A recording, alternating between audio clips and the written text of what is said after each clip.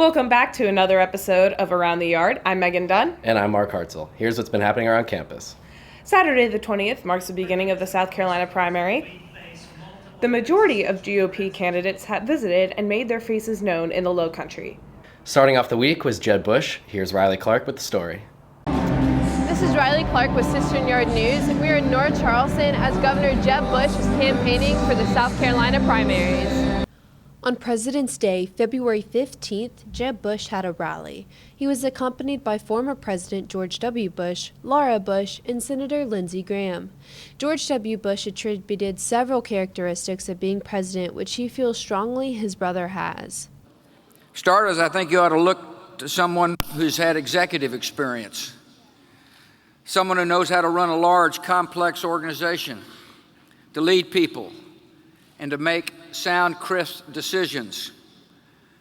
For example, someone who served 2 terms in a large southern state as its governor. The rally was heavily focused on a few aspects of the military. To start, former President Bush discussed his reaction to the 9/11 attacks. When Americans woke up on September the 11th, we did not know that the world would forever change that day. I was sitting in a classroom in Florida, listening to a child read. My chief of staff, South Carolina graduate Andy Card, whispered in my ear, "A second plane has hit the second tower. America is under attack." My first reaction is, that's hot. We're going to deal with these people. My second reaction when I was staring at this young child is that my job became crystal clear, and that is to protect her, her community, and her country. Then, Jeb Bush mentions the questions from some of the cadets while visiting the Citadel. They circled around and they started asking me questions. Will you have our back? Will you be a commander-in-chief that respects the military? Are you going to impose conditions on the military, making it harder for them to do their jobs? Are you going to eliminate the sequester?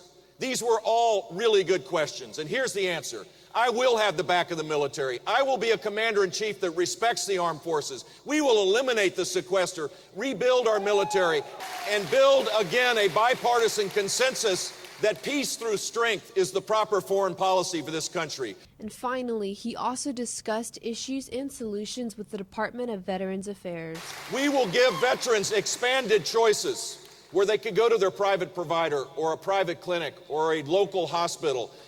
The best way to assure the department does a better job is to make sure veterans have other choices. And as he closed, Jeb Bush suggested that while America is in these difficult times, his campaign style is one with arms wide open.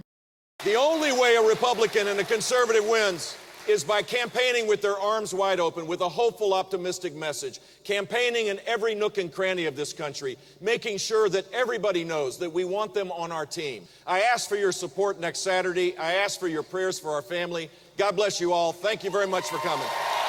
This is Riley Clark with CisternYard. Donald Trump, the current leader in the Republican Party, stopped by Charleston a lot recently. Here's Katie Kafez with the recap. Thanks, Megan and Mark. Charleston has seen campaign fever ever since the completion of the New Hampshire primaries on February 9th. Donald Trump is one of the many candidates who has made his way across South Carolina, as well as some stops in Charleston along the way. Kicking off this week in Charleston, he spoke to an audience in Mount Pleasant and followed up with a press conference over in Hanahan. What was supposed to be a follow-up to his event in Mount Pleasant turned into remarks about the Bush family, national security, and 9/11.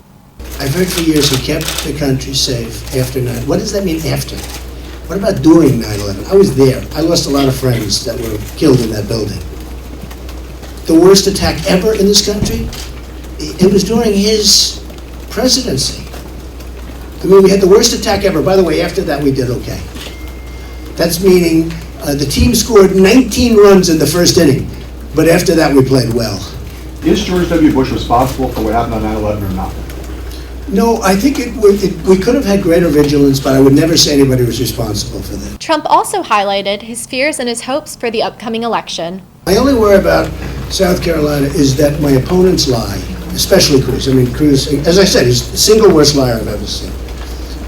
If people believe the lies, then, we won't make America great again because nobody else is going to be able to do it but me. On Wednesday the 17th, MSNBC hosted a live town hall event downtown with the presidential candidate, and Trump will have one more pre-primary rally on Friday the 19th at the Convention Center. Back to you, Megan and Mark. The 19th marks the night before the primary vote. Ted Cruz hosted his rally in Satilli Theater. John Kasich rounded up his South Carolina campaigning at the Yorktown. Now here's Sam with some sports updates. Sophomore Paris Henkin became the first female sailor to qualify for the Summer Olympic Games in the history of the College of Charleston sailing program. She joins Enrique Arathun and Stefano Pescera as the three members of the college to be going to the Rio Olympic Games. That's all for sports this week. Be sure to come out and support the Cougars. Go Cougars. Now here are some upcoming events happening around campus. Acceptance Students Weekend is right around the corner, and the college is looking for volunteers for the event-filled weekend. For more information, be sure to email admissionsevents@cfc.edu. SGA will be hosting a tailgate on February 20th in the Cistern. The tailgate will have free food, activities, and a DJ. The tailgate is free for all CFC students and alumni, and afterwards, the game will be hosted in the TD Arena. Dance Marathon, the largest student-run philanthropy event at the college, is happening February 27th. To sign up for the event, be sure to log on to events.dancemarathon.com. That's all we have for this week's episode of Around the Yard. Be sure to leave your comments below, and be sure to subscribe to CisternYard Video to stay updated on everything happening around campus. And don't forget to follow us on both Twitter and Instagram at CisternYard_video. For Around the Yard, I'm Megan Dunn. And I'm Mark Hartzell.